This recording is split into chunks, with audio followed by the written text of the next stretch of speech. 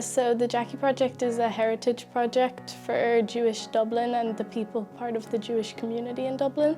So it's exploring like their stories and what life used to be like back then. And it's essentially about interviewing elders in the community who have roots both in Ireland and in Judaism and having Jewish roots in Ireland.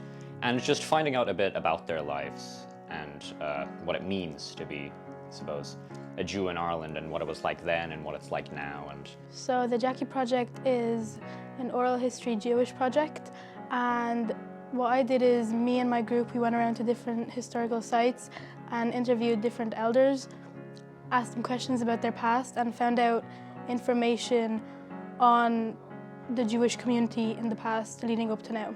You know, initially they were observing the interviewing process and looking at kind of key questions. Then they were taught the audio of how to record an interview, the cinematography, how to frame a shot.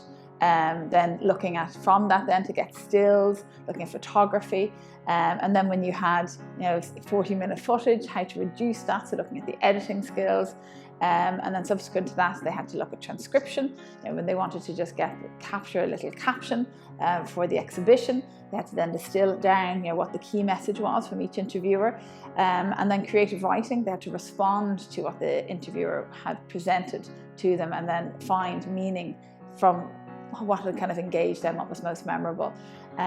So it's been a kind of a cumulative process, right from the process of recording it to the editing and then that kind of creative response. So it's been a phenomenally rich learning experience for them. So new for me was definitely photography and videography. I had never done anything like that in the past. Got to learn about different camera angles and different things that look good, and also things such as lighting and sound. I've been having a very enjoyable experience of it. I've gotten to interview Eddie. I keep calling him Eddie, I don't know him by his full name. But it was really interesting to interview him because I like talking to people who have had more experience in life, just try and learn from them, because I love to learn from people and their experiences. So it's been a great opportunity to do that, I suppose. And I like interviewing, I like asking people questions, so this has been loads of great opportunities for me during this, so I've really enjoyed it. When somebody wants to listen to you, you feel very valued, even though I know that the people filming me and interviewing me today are not going to go around remembering me. But we all want to be heard, and the people we live with often don't listen to us because they're fed up with us. It's very nice to come along and have a whole lot of people listening to you who are only learning about you for the first time, because of course we all carry a whole story with us wherever we go, but mostly nobody hears that story because we're all too caught up in the day-to-day. Students are having an opportunity to connect with other generations where otherwise in a classroom they mightn't have that experience. I guess talking to the elders, I thought they were very interesting. Their stories were, it reminded me of talking to my grandparents and the stories they'd have, so I thought it was very cool. When I came to Dublin, it was what I imagined Victorian England was like. There was no shortage of anything. You could go into shops, and even though people here complained about having coupons and things like that, to us there was an overabundance of everything. I mean, we just couldn't get over the fact that when you had a piece of salmon, you got a big blob of butter on it. So I think the students got a huge amount out of all of the different projects that they're involved with. Large number of transferable and key skills, so writing skills, and we could talk about the writing skills all day. They're involved in a workshop today as we're taping this.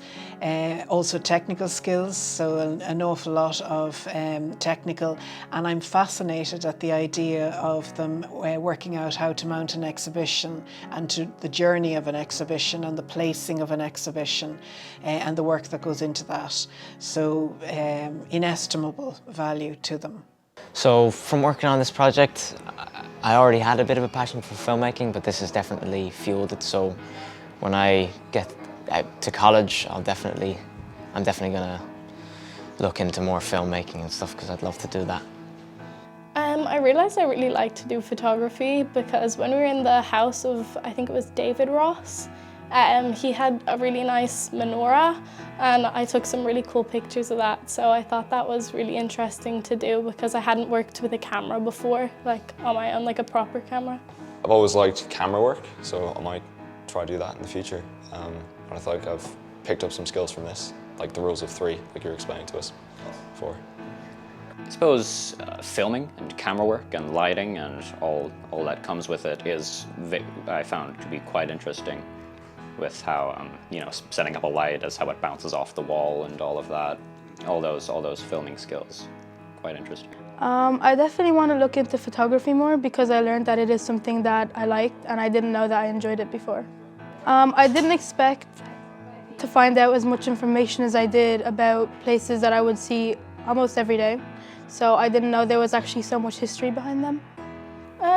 I got to work a bit with poetry, like responses, creative responses to some of the quotes from the elders that we interviewed, which I liked doing a bit because I didn't think I was any good at poetry, but my teacher seemed to like them, so maybe I would dabble in that. There was one, the man I interviewed, David Ross, he had these candlesticks. So these have traveled the world, basically. They came from my grandmother, who was born in Poland, and she left Poland when she was 11 because of strife, I suppose. Her family pushed her out into England, and she brought these with her. And they're kind of a symbol to me of all the family who left Eastern Europe during very hard times. My grandma came from Poland, my grandfather came from Vilna, my great-grandmother came from Romania.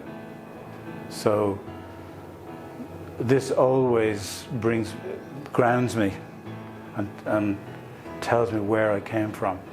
And I thought they were really cool because he was kind of talking about how they had been all over the world and they kind of represented like his family and motion and going around the world, but he kind of said that even though they were all about movement and like everything in his travels and stuff and his family's travels, like they grounded him, which I thought was really interesting, like how something that represents like motion could ground you.